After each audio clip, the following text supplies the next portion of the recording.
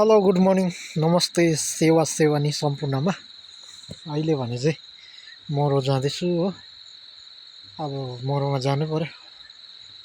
मेरो अदुवा रोप्नु चाहिँ एकदम घरि के भएर यहाँ नु नि त्यो मात्रै रेडी बनेर आएको छु।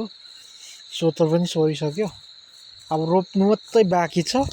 आज फेरि मरो पर्यो र अब मरोमा जानै पर्ने हो।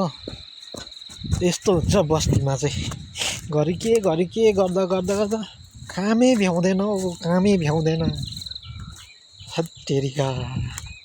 एउटा बिहा त गर्नुपर्ने रहेछ हौ साथीहरू। हत्तेरिका फेरि भनेको जस्तो केटी नै पाउँदैन त। पत्याउने मैले यो थोप्रालाई के गर्नु, यस्तो थोप्रालाई पत्याउँछ कसैले? हत्तेरिका।